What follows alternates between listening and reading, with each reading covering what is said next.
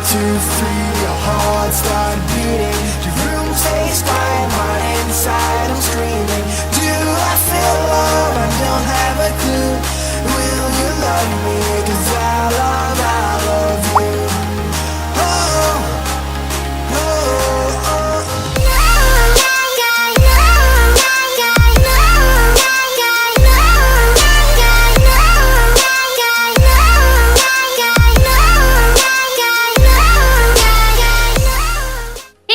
Welcome back to my channel. Happy Valentine's Day. I hope you guys have lots of flowers, chocolate, candy, presents. I mean, everything you guys can get because you guys deserve to be spoiled rotten.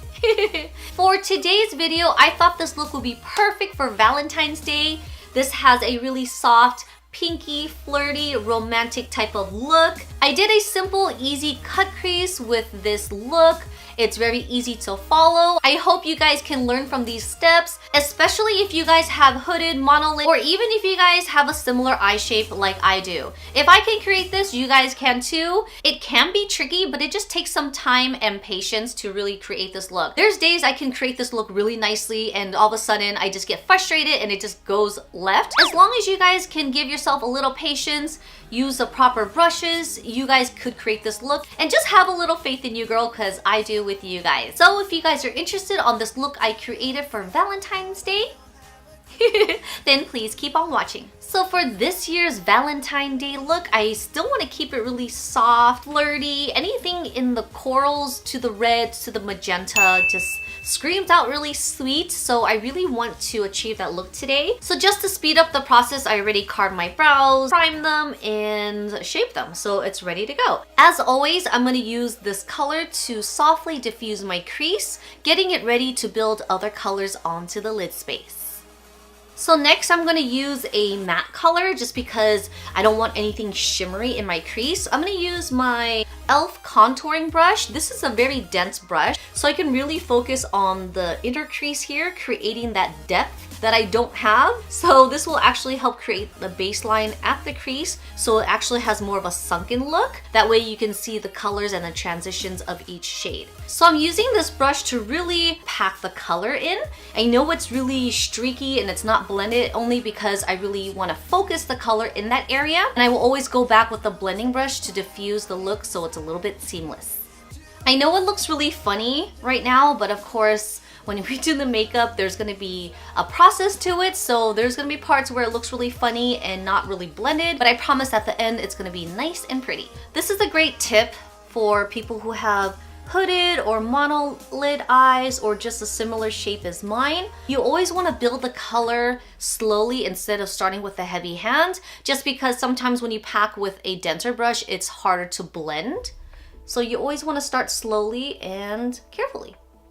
Now you can somewhat start to see the transition of the shades where it's a little bit darker, lighter, and then my lid space is still empty. If you need to warm up the crease a little bit more with that same color, you can always go back with the lightest hand ever using that same blending brush and kind of diffuse right at the crease.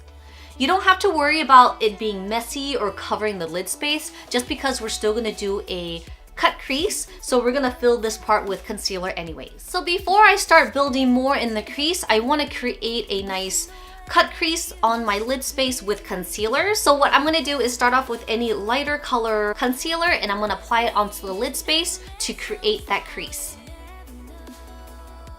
I always find it very easy to start at the lash line and working your way up, just because if you start off too close here, and again with that eye shape that you may have or similarity to mine, it kind of like sinks in there. So I don't want to start off with too much product in the crease. So I start at the lash line and work my way up. And then once I start getting close to the crease, I can add a little bit more. And this is where I'm going to start creating that nice sharp look. You can always tilt your head back if you need that nice flat surface to work with, and always use a flat brush. That actually works best.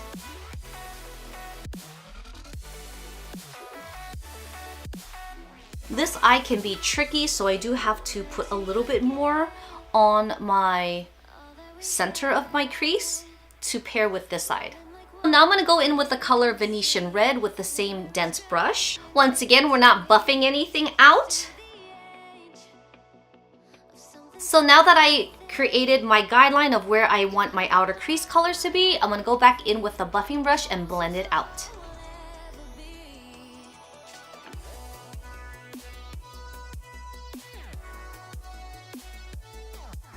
So we're not going to worry about this stuff here because we're going to clean that off. What I basically did was I used a blending brush to blend these two colors together and in the crease. But now we're going to fill in the lid space with a shimmery pink. I'm basically just filling in the lid space with that shimmery pink, but I'm not overlapping my outer crease, and I'm staying away from my center crease so it has a nice clean look. Dabbing motion seems to work best for me when I'm applying the shadow, so that way I don't have any fallouts and especially not overlapping the other colors by accident. To intensify the center space, I'm going to use the color Vermeer right here on the other side of this flat shadow brush, and I'm going to brighten just the inner part of my eyes.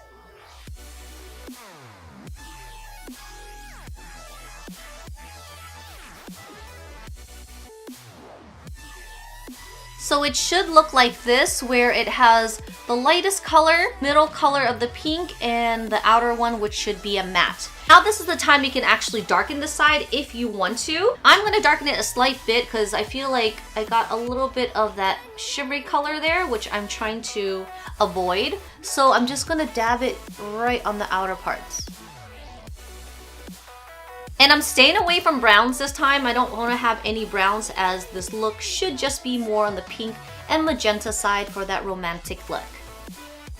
I'm going to take this super flat brush and I'm going to slowly outline my crease here with that same red ochre color.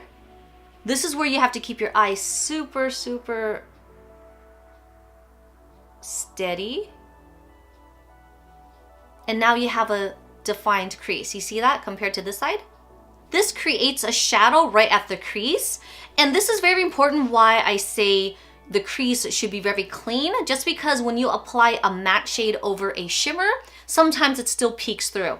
Now, if you look at how the shape of it is, if it's too strong for you, what you can do is just kind of feather it up so it's a little bit softer right at the line, or you could just leave it like so. Another tip is that you can take a brand new or a clean brush and just softly diffuse that line at the line and try not to touch your actual lid space. So you're really just blending that red color, and it should be only that red and no other shimmer on that brush. Otherwise, it gets really muddy and streaky. What I like to do is take the brush sideways down and I'll blend right at my crease, going up towards my brow. And this way it doesn't touch the other colors that I applied on my lid space and my outer crease. So I'm going to brighten my highlight, and I'm going to use that same color Vermeer because I do like this color. It's really pretty and bright, and I think it'll be a good color for my brow bones.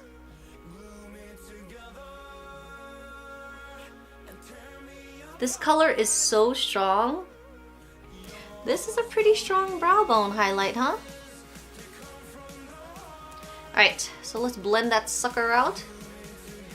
I'm going to apply on these lashes. I hardly wear these kinds where the center is actually longer, but these actually flatter my eyes just because it makes it more wide-eyed looking rather than like that lazy eye. So let's apply this on. I really don't remember the names of these, but they are by Kiss. These actually could be one of the pairs that I don't normally gravitate to, so maybe that's why I don't know the name of it, but once I find out, I'll go ahead and link that down below.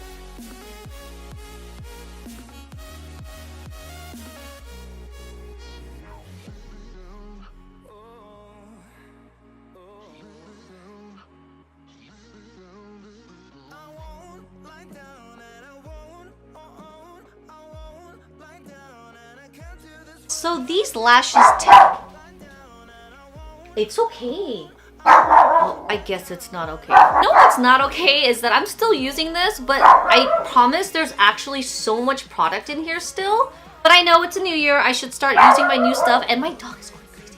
So I got my lashes on and it's ready to just sit and chill. So I'm gonna work on my face and jump back to my eyes. So today I'm gonna use a brand new product by Charolette Tilbury. This is a concealer that I came across and I was like, you know what? I've never tried or owned anything from her line. So I was like, you know what, I'm gonna try the concealer just because I'm really into complexion, as you guys may know. When I opened this, I was like, this is a really similar product to my ultimate favorite drugstore, Maybelline Age Rewind. Now, this is a highlighter color, but I do have a concealer from them. And I just felt like it's totally the same. You see that? It has a nice little spongy applicator. This one actually is a little bit pointier tip, so you can really focus under your eyes, but I feel like it's the same type of concept. Let's use this today and see. I actually don't know if this is my shade, to be honest. This is the number 5. I think I should be a 6, but they didn't have that color, so let's just try this. And you're just gonna twist this up. I don't know until how much though, because here it comes. There it goes.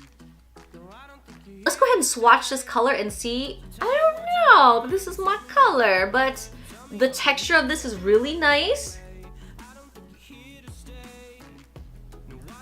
A little goes a long way.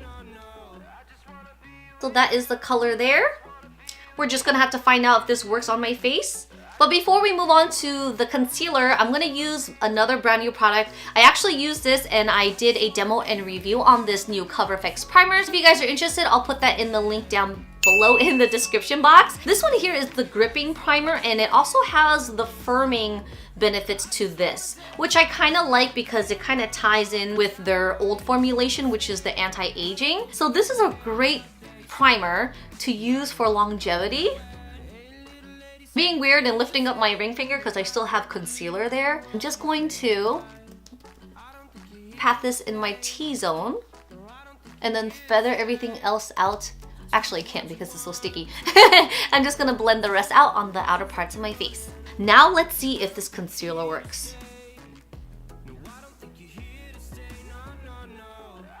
Not too bad. The texture of this is really nice. But I am going to use my fingers because I feel like the brush is not really doing its justice. Ooh, this is pretty pigmented. Sort of. I don't know. I'm not in love with this. I'm gonna bring it a little bit higher up here. So I'm not in love with this, to be honest. You can kind of still see a little gray hue right under here where my dark circles are. But we're gonna have to even it out, so I'm gonna have to apply it on this side. Oops. It does have a peachy undertone to it, but I think I should have grabbed the 6. Although they didn't have my color, but the 6 would be a perfect color. Just because when I do conceal under my eyes, you guys may have heard me mention that I really like using more of a peachier or darker color, just because I feel like when I use a darker color for concealing, it really does conceal a bit more and neutralize those purple or dark hues. This would have been a perfect color for me to highlight with. So when I do my highlighting after my makeup application, the highlight will actually be a lot brighter as I'm applying this lighter color under my eye. Oh yeah, it's way too light, I can already tell. All right,